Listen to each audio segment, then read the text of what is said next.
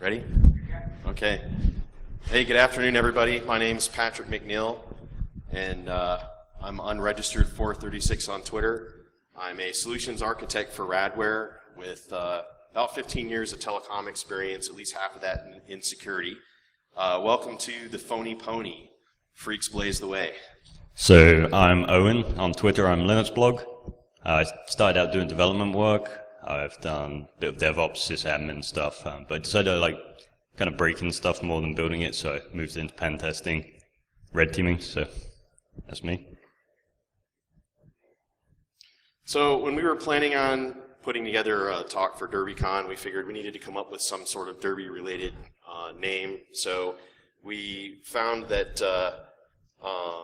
there was this horse racing term called a pony, and the pony is a pony that leads all the thoroughbreds to the line before the start of a race. And we thought there was a bit of an analogy there where the old school Phreaks were really the ones that led a lot of other phone enthusiasts to explore the phone system, and they were really the first hackers. So they coaxed people into exploring personal computers when they first started to come out, and eventually coaxed the phone company into fixing their problems.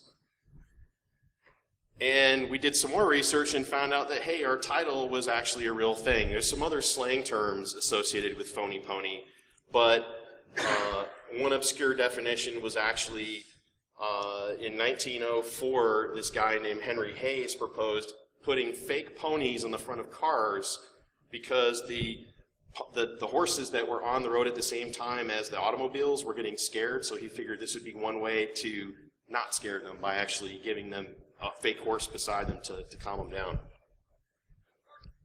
So this theme was functional, but it wasn't very entertaining or fun. So while kind of checking out Louisville, Kentucky area, I stumbled across a little known fact to me at least of, I guess, Louisville out on, what is it, Baxter Avenue makes 90% of this product sold in the US over the last 50 years. Anyone know what it is? It's like not something you would think of. Tiny disco ball! Live here or something? Yeah. So yeah. Yeah, it was. This is what Dave's reaction was. You missed the intro, man. Well, I missed the intro because I can't do keyboards. We Googled Dave Kennedy dancing, and this is what Google came up with. You might have to replay that again at the end. But he's a really good tap dancer, apparently. So what we're actually going to cover, though, is a little bit of brief history of phone systems, a little bit of evolution. We're going to go over attack and defense of each of those categories, and give you a little bit of an update of a tool we've been working on. And we've done some set integration, which will be, or is up online now. You can go grab it. So first, the mandatory disclaimers. I'm not going to read you the bullets, but yeah, this is our own views and opinions. We don't represent anybody else.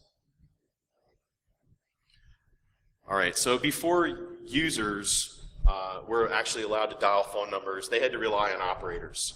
And the operators, you'd pick up the phone and you would tell them the exchange you wanted and the number that you wanted to be connected to. There were no buttons or dials or anything on the phone. So the operator would make that connection for you.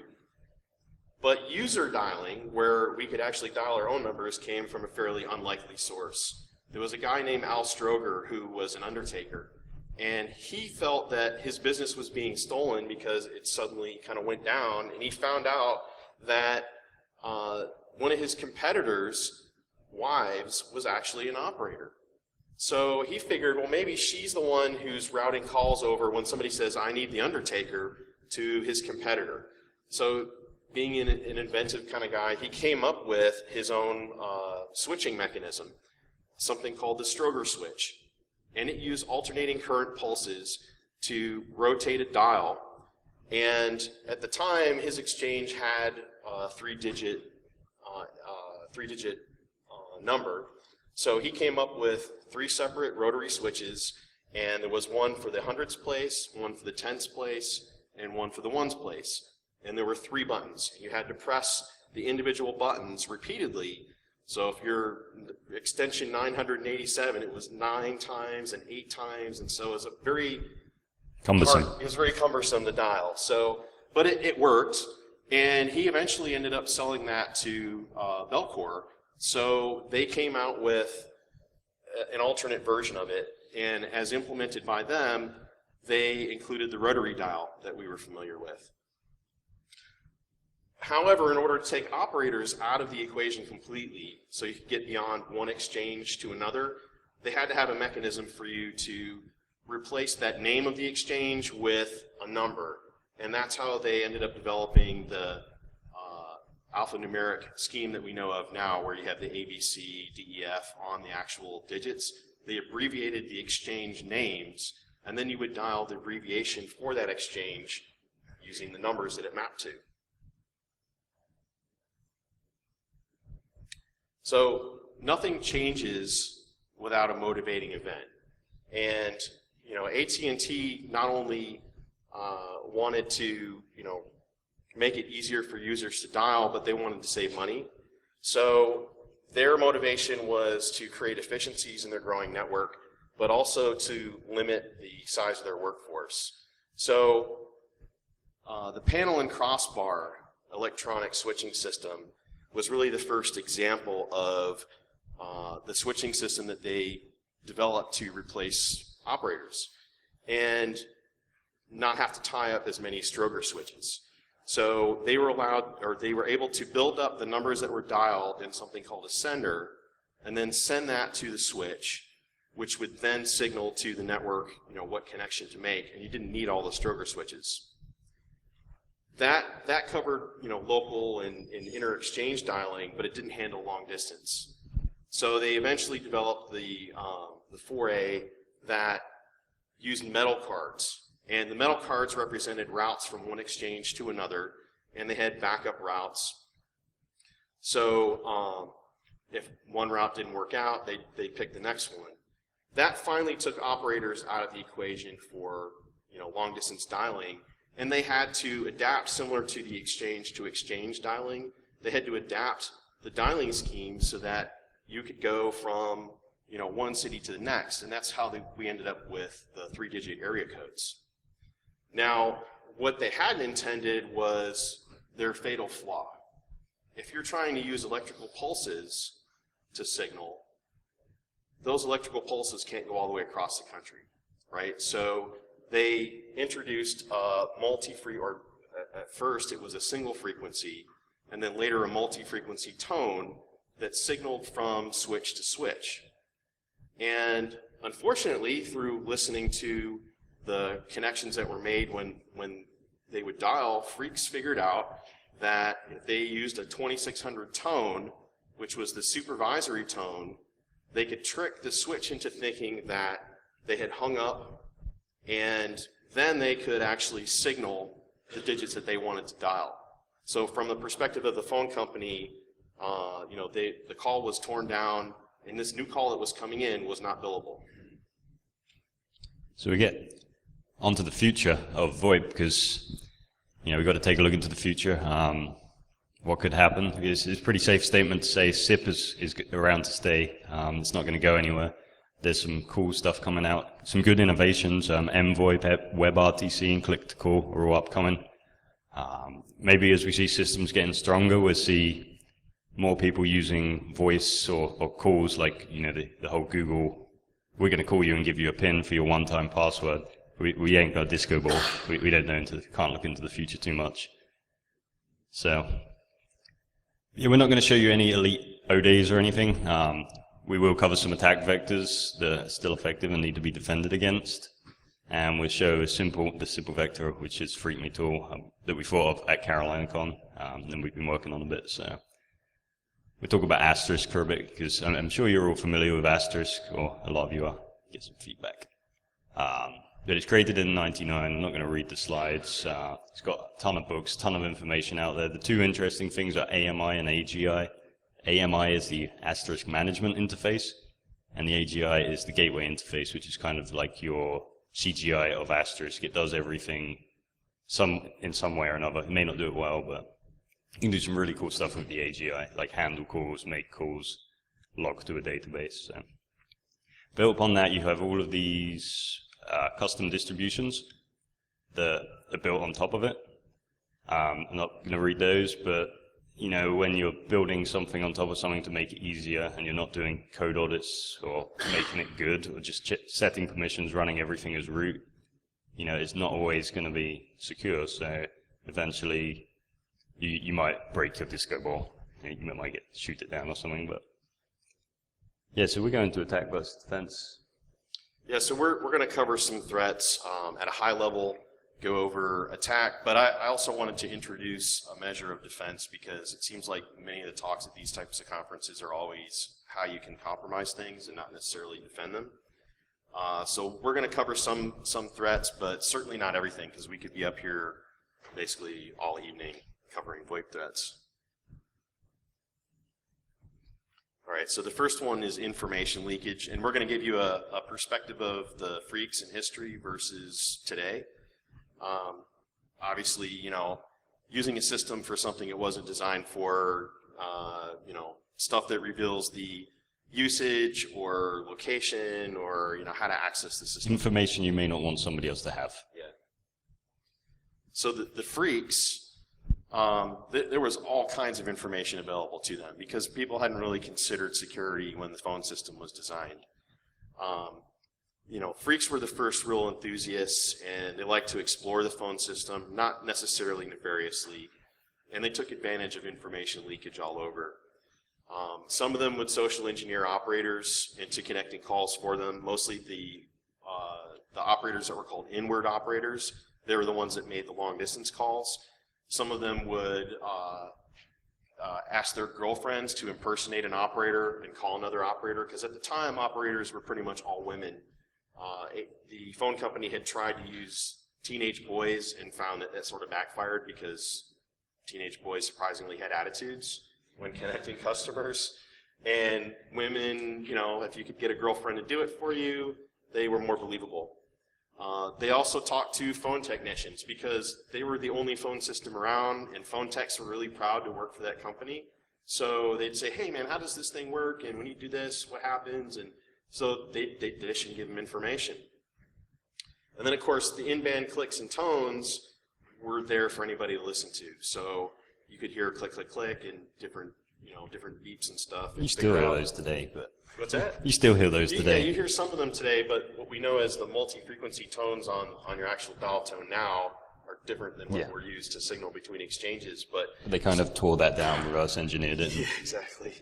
So people use tape recorders. You know, they'd actually tape that and they'd splice the tape together and replay it, or just listen to it and figure out how to do it with a tone generator. And that's basically the evolution of the first blue box. It was just a tone generator. So they could generate the 2600 tone and then send the single or multi-frequency tones down the line to dial the next number they wanted. We don't really know of any defining moment when there was like the first guy who figured it out, because there are all kinds of different stories of people figuring out about the same time, and it was much earlier than many of us think. It was, you know, back in the like 53, 54 time frame. And really one of the first test cases of this was Charlie Pine, Tony Lauk, and Ed Ross at MIT and Harvard. Was that? MIT and Harvard. Yeah. Okay.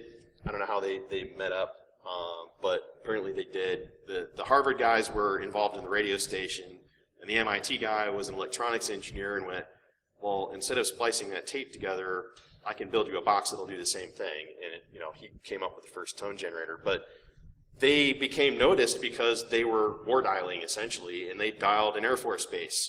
So Air Force base calls the FBI, AT&T gets involved. They're thinking they're spies, and they're detained, and they find out they're just making phone calls for fun. And the FBI had no choice but to let them go. They figured out they're not spies. There were no such thing as, you know, phone fraud charges back then, and there was no law against it. And so the phone company eventually gave Phreaks even more information and gave them a big gift, which was the 1960 issue of the Bell System Technical Journal that's pictured there. And they were proud of their own accomplishments. So essentially, they published the exact multi-frequency tones that were used to sing from one exchange to the other to signal calls. So they basically gave them the plans for a blue box. Hey, if you're going to signal calls from a tone generator, this is exactly the frequency you need to do it at instead of trying to figure it out. So Phreaks also dialed exhaustively. Besides just dialing phone numbers to find interesting numbers, they did unusual prefixes and found different routing codes and basically ways to force calls to route in the directions that they wanted them to. One of those numbers or number types they found was called a loop round. And essentially it was a diagnostic tool that a guy in the field could use to connect one line to another. But they figured out that these were free to dial, and you could get two people together without paying for that call if you dialed you each dialed the number. It was like a one-on-one call, like a small-scale party line. And then eventually there were underground papers that were published that had the plans for blue boxes, essentially to stick it to the man, AT&T and the federal government, because we had a federally subsidized telco at that point. Make free phone calls. Now, the wider world was never really aware of phone phreaking until 1971, and this Esquire article came out called Secrets of the Little Blue Box. And essentially, it introduced the world to these guys, Joe Ingressia, Mark Bernay, and John Draper. And, they certainly weren't the first phone phreaks, but they became some of the more well-noted ones. And, the phone company started to respond to the blue boxing that was going on by introducing an out-of-band signaling method. So they essentially put modems in that would signal from one exchange to the other. So it was what was called common channel interoffice signaling. So essentially, once they started rolling this out, blue boxing started to go downhill, and the phreaks, could still blue box from some exchanges, but not all of them, and they started looking for other things to mess around with. So some phreaks started transitioning to BBSs, and hey, if the modems can be used to connect offices, we can use them to connect to other computers. Personal computers came out, and it was just a natural transition. So many phreaks became the first hackers. From a history perspective, this is like barely scratching the surface. So I definitely recommend Exploding the Phone by Phil Lapsley. All right, so from a nowadays perspective, it's just as easy, if not easier, to get information about the phone system, because a lot of people are connecting asterisk boxes and enterprise systems.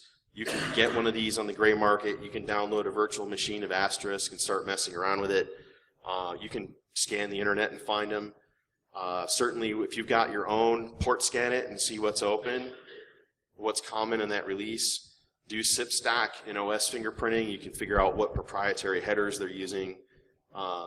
Extension enumeration, where you're rolling through a quick test message to multiple extensions to figure out which ones are actually there to be cracked.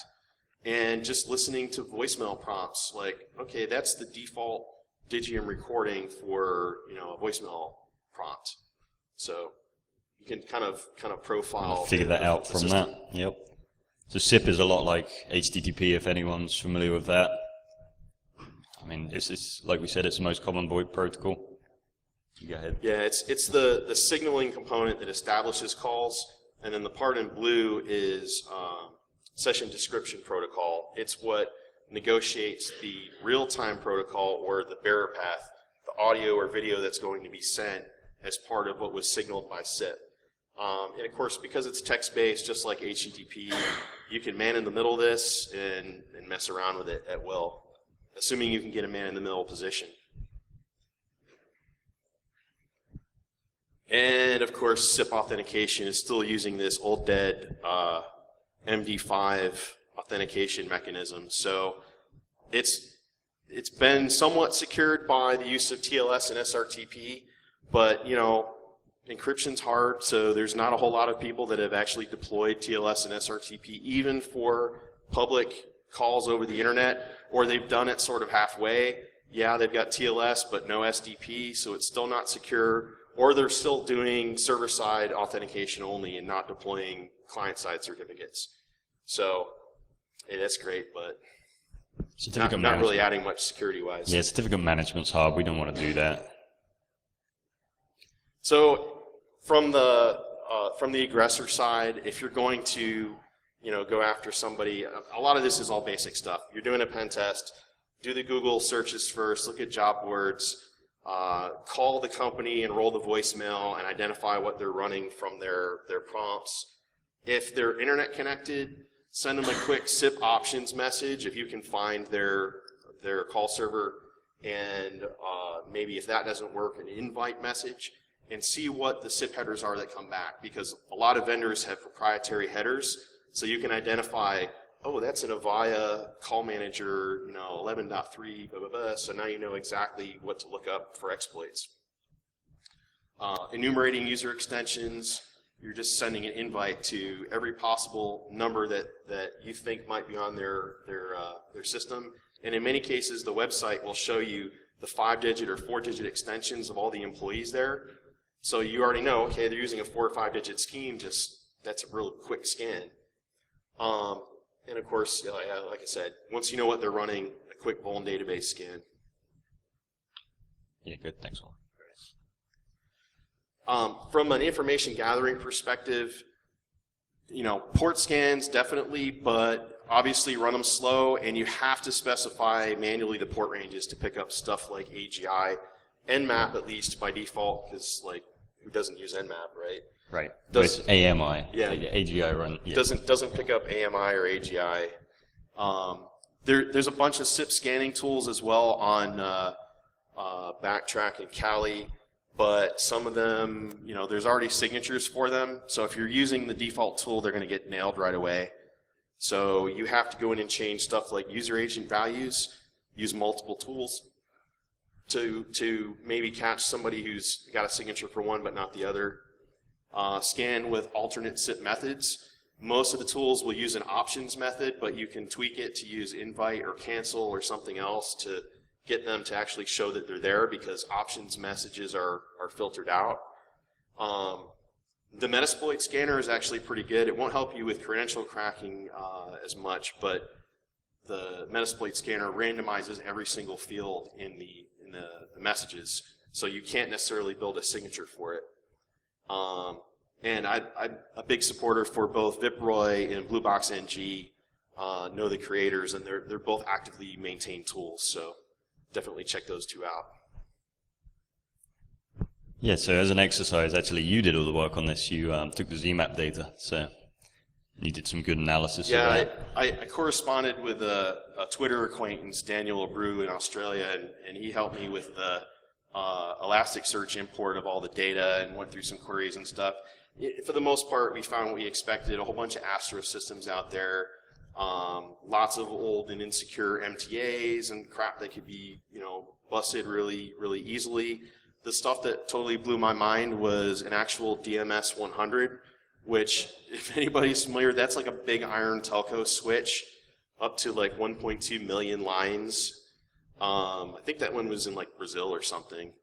But, that and a lot of Huawei in Iran and a lot of cameras in China. It was crazy. So from a defense perspective, I think it's fun to change your SIP user agent, because every PBX on the planet seems like will return the user agent value that says, I'm an asterisk, or I'm an Avaya session manager, 6 point whatever. You can change that. So you report something that's totally different, different software release, and now your attackers are going to be maybe slightly stymied. They're going to be looking at something else. Maybe. Yeah, maybe not. If they really know what they're doing, not. Block bad user agents and use rate limiting. We have IP tables on our GitHub that actually has a whole plethora of bad known user agents that I collected over close to 3 years of SIP honeypot research. Add your auth always reject to your asterisk config. So basically, if somebody's trying to enumerate what extensions are available, they're going to get the same error response as if they send an invalid password. So they're always going to get the same error message. They don't know if the extension's legit or not, whether they authenticated or not, so it's hard to tell what's going on. Definitely using fail to ban to catch scanners, and if you have the budget, use a security appliance that has specific signatures for SIP, and we'll do all this for you, so you don't necessarily have to mess with fail to ban. So we don't really need a explanation for exploitation, but basically exploiting something for selfish purposes or gain access to something else. Phreaks used the weaknesses in the phone system for their advantage. They used it to enable further exploration. People think that they were malicious, but most of them were probably innocent, right? Yeah, maybe, I don't know, I wasn't there. Nowadays, it's like the Wild Wild West. Anybody's going to exploit anything if they can. Whatever we can, fraud, DDoS, botnets, depends what the exploit is. We can insert some more buzzwords there if you want, but APT. Trixbox is, we were talking about it a little bit earlier, immensely popular front end for Asterisk. You can download it, boot it up, have yourself a working PBX with some really good features. And it's quality software, as you can tell, since it's 5 stars, last updated in 2013. And there were close to almost 4,000 of those that showed up at that release level? Yeah, that were actually exposed in front of NAT, because in the ZMaps, it's not including the ones that are behind it, but yeah, there's a ton of vulnerabilities for this. This is just up to 2013. I guess they stopped counting, maybe. I don't know what happened, but there's pretty much something in every category. We've got some demos of some of them. I didn't write these. Attack Terrorists did. At least not the first couple. Yeah, not the first couple. The unauthenticated XSS, we just pop up a pop-up box with the cookie. It's nothing crazy there. It's just your standard XSS. Well, I guess we should probably point out that we've been talking about SIP and stuff, but the admin interfaces that he's covering, a lot of these, we didn't correlate the open web interface to how many had SIP interfaces open, but this is very, very common that a small business will set it up and the web interface is wide open. Yeah, but this one is unauthenticated, so you don't have to log in to do an XSS, which is cool. You can use it to serve your malware or whatever. Exploitation with the local file inclusion, it just so happens that they have a local file inclusion. This is authenticated, so you're going to have to be logged in as an admin. I don't remember which section of it was, what kind of access you'd need, but you can go ahead and read files on the system. You can't read proc FD or PHP input, which is kind of a bummer, so you can't get remote execution from that. But you can read, just the way the web interface works, you can read /etc/**, which has your SIP config, your extensions, all of that. The AMP portal is a great one. That's got your database password. And you can read asterisk logs, which is kind of cool. But chaining. Yeah, that's pretty much everything. Remote code execution, there we said you can't do it by PHP input or what's the other one, the file descriptor, proc, but it doesn't matter because there's this one. You can just do a remote code execution. We have a quick demo of that. So let's see, play. I mean, these are all super simple. They're super simple to exploit and super simple to fix too. But I removed the shell on localhost and then copy the string and run it.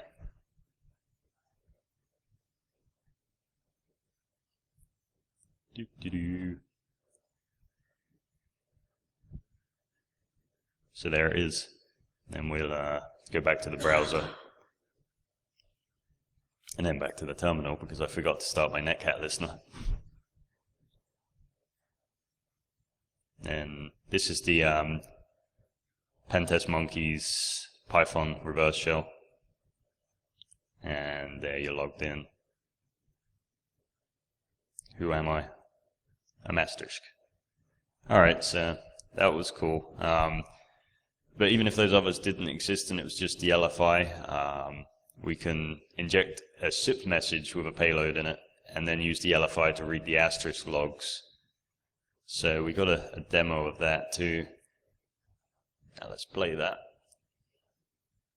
Did it not play? It didn't play. Is it playing? Have to press spacebar.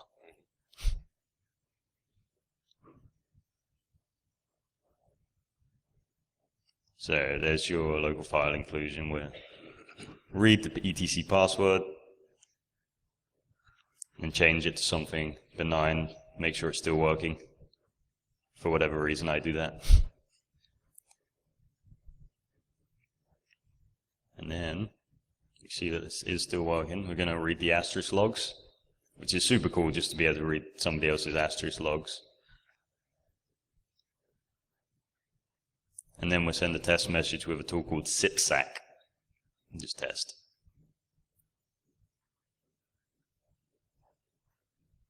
And you can guess it shows up. So what happens if you throw some PHP code in there?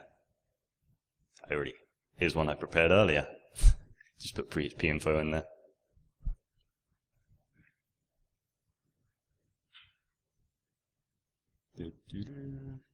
And there it is. So yeah, you could inject any malicious code you wanted. So that's cool. So you can use that as you wish. So don't check your asterisk logs, I guess, right? Yeah, that's why people try and just randomly inject random stuff into any log they can, because you could potentially exploit something in the off chance you open it with Notepad or something. So this one, that's cool, but those are still authenticated. So this one is one that I chained all three of those together, or the XSS unauthenticated and the remote code execution, so two of them. And it gets the payload's kind of longer. It base 64 encodes, and redirects the window location. And so basically you want to send this fish to an administrator or somebody who has access if they did some kind of ACL or something. Said, okay, I only allow people in my local network to admin my Phreaks box. You could use that. Just send it to them. We'll put it in an iframe. And it's still pretty confusing. It's going along, but we got an unauthenticated tab. And I have to press play. So this is the payload. It took forever to get it working, probably, for something so simple. But it replaces the window location with the reverse shell we showed earlier. So that's showing that this is an unauthenticated session. Those are the files. That's good to mention that's the server. So here's a logged in session.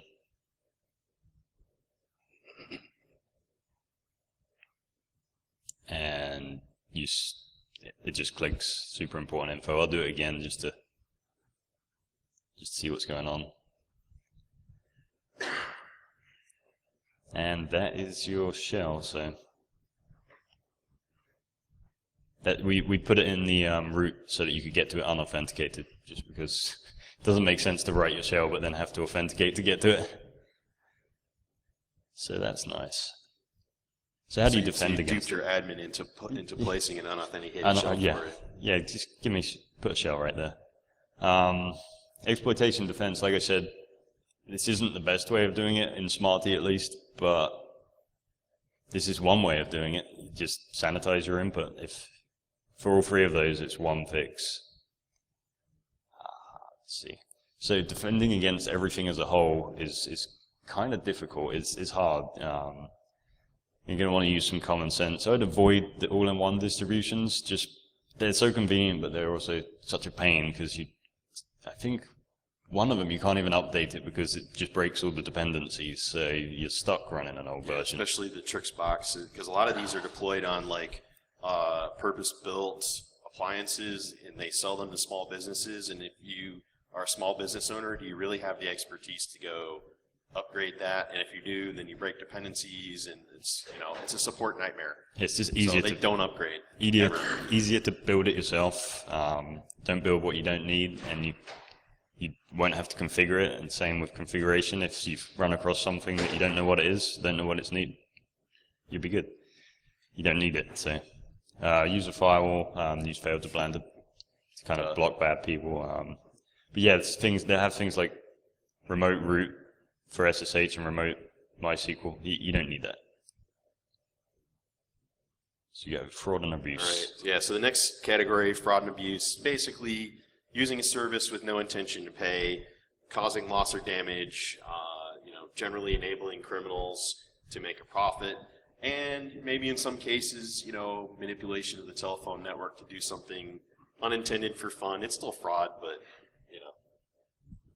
So the most common scheme for telephony fraud today is international revenue sharing fraud. There's a fraud market, according to the Communications Fraud Control Association's report in 2013, which is the most current one I know of today. It's an $80 billion industry. And the FBI actually added a couple of fraudsters to their top 10 cyber most wanted. Essentially, you take over a PBX and you pump a bunch of traffic and you split the profit with somebody in a foreign country. Usually that country has loose or no affiliation with U.S. law enforcement, so it's pretty easy to make money and nobody's going to come after you. Your PBX can be used to make calls or even forward incoming calls, and in many cases you'll see stuff like a voicemail system that's compromised beyond just the PBX, and then it forwards calls to high-cost destinations. I guess the next one would be caller ID spoofing. Maybe more of a social engineering vector, but you can also use it to bypass some voicemail authentication. But we'll get into that a little bit more on the next slide or two. Telephony denial of service is another vector that's been growing, where you're basically making legitimate calls towards a target. Usually somebody's running a scheme like extortion, or maybe a protest or a prank, but you'll call somebody up and say, unless you give us this money, we're going to take your phone down. And the threshold could be so low, it could be like, if you don't give us $50, we're going to call you for the next hour, and you'll lose so much money. And phishing has definitely increased over the last couple years, at least from my perspective anyways. There's a lot of robodials going on. We're all familiar with the Windows support calls that come in, and the calls that you get at 2 in the morning, like, this is your credit card company, you've been a victim of fraud, enter your credit card number now. And they're collecting that information, and it's all just automated. Yep. All right, so back spoofing. A lot of people talk about faking caller ID, and it's a bit of a misnomer. People are really referring to the name display in many cases. You can fake the number, the from number, but you can't necessarily fake the name that's displayed, because that is actually resolved using a database dip by your phone company. So the person who's making the call isn't sending that name. It's resolved by your company. They make a dip out to a public database and retrieve that name, and then that's what they display. So if you own the number, you can submit the name that you want displayed. But in many cases, phone companies will say, well, show us some proof that that's really you. A photo ID, doing business as, some sort of public documentation that they'll say, okay, yeah, we'll let you do that. But not everybody checks that. There are some providers that you can send, well, I'm sorry, I sort of skipped. So many providers will also say, if you're making a call out on a SIP trunk, you also have to send only your DID number going out. So we know this is the number people call you on. That's the only number you're allowed to make calls from. There are some providers that will allow you to spoof that outgoing number. Send anything you want for like a call center provider or something. Yeah, and it is valid. It has valid uses for an outsourced call center that makes calls on behalf of lots of people. But we can have fun with that. And the Truth in Caller ID Act of 2009 basically says it is illegal to spoof numbers if there is intent to harm. So in our case, we can have fun with it within certain parameters, but we have no intent to harm. Yeah, so to change your caller ID in Asterisk, once you found the provider that will let you do this, which could be tricky, maybe not, it's pretty easy. You can do it in probably more places than 2, but these are two ways we use it. Extensions.conf, this will set like your default caller ID outbound, and then caller ID in your call file. Super simple. You just change it. And so as a quick demo of that, hey, look who's calling me.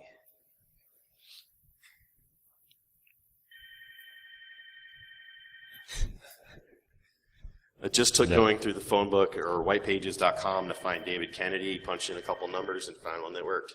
We thought about calling the hotel with that caller ID, but that I need to cancel my room. Yeah, all 3 or 4 of the conference rooms.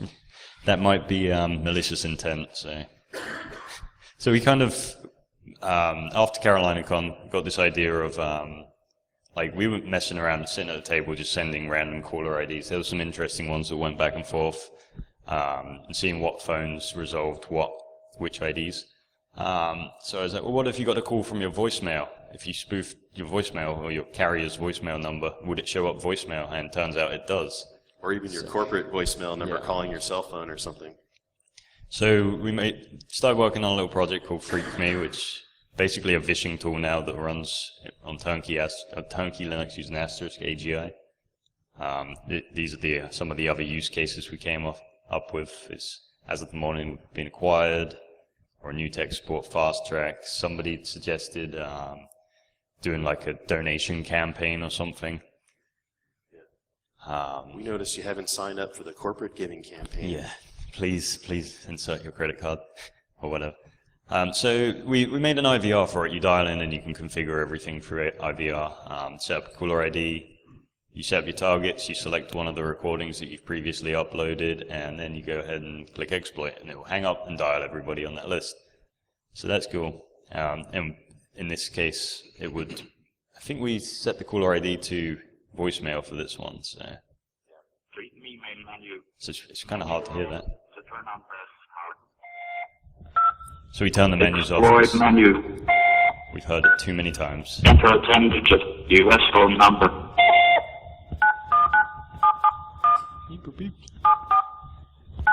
If you record those tones, you're just going to get my burner phone, so have fun, but you're not getting To specify caller ID, press 2. Press any other key to use it globally.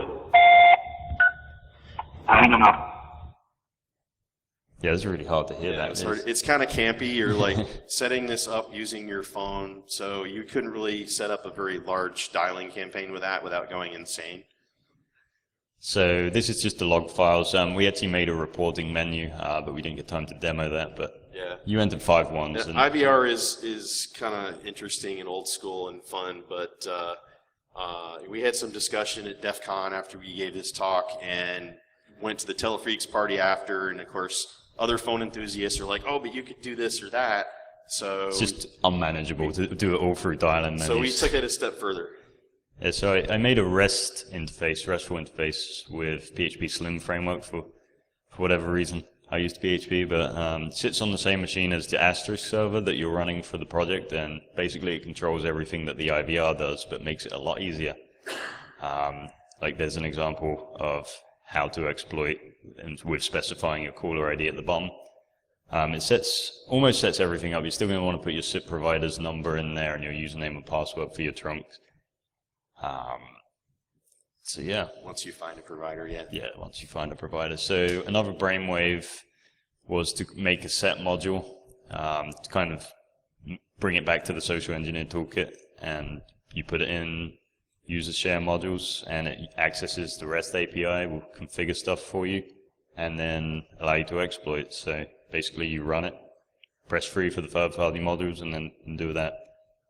So this is online for the very first time today. Yeah, we're dropping this today. Woohoo. So basically here, start up the set toolkit, go into third-party modules, and then option 1 to set up your server URL. That one won't work, by the way, if you try to hit it. You can authenticate, use HTTPS if you want. Then we basically go in and look to see what targets we have set up. In this case, we had none, so we're entering in my burner phone. You don't even need to decode the beeps. You enter it right there. Exactly. So then we So look those at yeah, our you're default familiar. spoof number setting. You can go in and change it for the entire dialing campaign who you want to impersonate. In this case, it was a disco number. And looked at the default recording for calls. These will all be posted on our GitHub, by the way, if you're having trouble following it. If you're familiar with set, though, it's pretty easy to do this. It's all menu driven, and right now it's one number at a time typing in, but I've got plans to have it so you can import a CSV file for the whole dialing campaign. So now it's making a call in the background to my burner phone, and I've answered the call, and I'm punching in 5 ones. You just answered the call. And then we go to reporting, I'm assuming. Yeah. Then we bust out of there and go to reporting. And you can see a bunch of calls that were made and the digits that were collected, but the one at the bottom is the one that it just got. So if you set up a ton of numbers, you could see the ones that came back with input and the ones that came back with nothing. Like these were just the ones that weren't answered even by voicemail or anything. So this is what the call looks like when it comes in. It's going to be really loud, isn't Oh it? yeah, that's going to be loud. I'm trying your functions in a different place. Password. What you didn't hear is it said, please enter your password, but I couldn't get the speakerphone on fast enough. And it's the 5 ones. So it's not very thrilling, but you could see that the caller ID came in with the right number, and it actually was resolved to disco because the Nexus 5, I think it was Android 5.1 or something, actually tries to do some caller ID stuff. Yep. So that's cool. We're going to do some stuff to kind of expand this, mostly on the exploitation side. The REST interface is going to actually be able to configure everything from on the Asterisk side, so you're going to be able to set your provider up through there so you don't have to edit Asterisk configuration files. You're going to do multi-step prompts when you answer, so it's not just hanging up on you. Like, please enter your password. Sorry, you did that wrong. Please enter it again. That it might be a little tricky. All of these features, different caller IDs for different numbers. If you find out a different provider, you need to use a different caller ID. You can do some better reporting. Possibly a mobile app and a web app, so you don't have to use set if you don't want to. You could do it any other way. we can show you a demo at the bar using our cell phones, actually, Yeah. with the REST interface. We could. And you got plans, or have actually made it easy to deploy. So the Disco started, this is the corporate, no, it is even a joke. Create a phishing system, make a phone system audit tool to test for users. We're going to expand the REST API. I've been expanding it and added, it's not in GitHub yet, but added file upload capability so you can get your recording and do it. And I did a deployment kind of upgrade with Vagrant. So if you install Vagrant and then VirtualBox and just type Vagrant up, it downloads everything from GitHub, installs it, which is pretty cool. That's there today. You can download the Vagrant machine and do Vagrant up, and it'll completely configure Asterisk, FreakMe, the set, whole 9 yards. The web server, yeah. And the only thing you need from there is a zip trunk. And your IP, so you can hit the REST interface. But there is not really good documentation. That should be. I should write. That's on the list. Yeah, that's on the list. I want to do some automatic documentation, but it's pretty easy to use from reading the source code. Yeah. So, any ideas, comments, contributions? We're like totally running out of time, but why do we care about this? Because if we collect that information, now we got your voicemail pin. We can make calls. We can collect things that might be able to get us past, password challenges and things like that. From a defense perspective, obviously educate your users that they shouldn't be punching in numbers for incoming calls that are asking for their voicemail pins. This should be painfully obvious, but using some of the caller ID spoofing, you can make it sort of look pretty real. Implement stuff like credential cracking if you're connected to the internet. Block international destinations, and be aware that there are many international destinations in the Caribbean that look like they're in the North American numbering plan. They look like a regular 10-digit number, but they're not. 1010 dial around is missed by a lot of administrators on their dial plan that allows you to select an alternative long distance carrier, and you can get burned by that. Call forwarding should probably be disabled. It's really not needed very much anymore. Don't allow voicemail systems to dial out, and hit the next one here quick. Talk to your provider. A lot of them have fraud protections, but if you don't sign up for them, even though it's, it seems expensive, you're liable. You can generate as much as $90,000 a minute as a fraudster from one compromised PBX. Very, very simple, very quick. Put pins on long distance trunks. Do stuff like actually implement TLS and SRTP correctly. And if you don't want to maintain certificates for every individual user, at least issue a single organizational certificate that you can put on every single phone that will allow for mutual authentication. And then if somebody tries to crack credentials, it's a lot more difficult. You can't connect.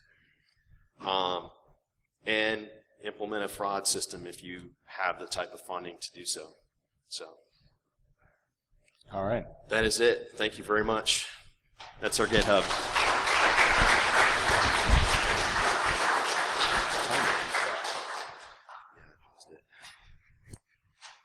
I tried to hit play, man.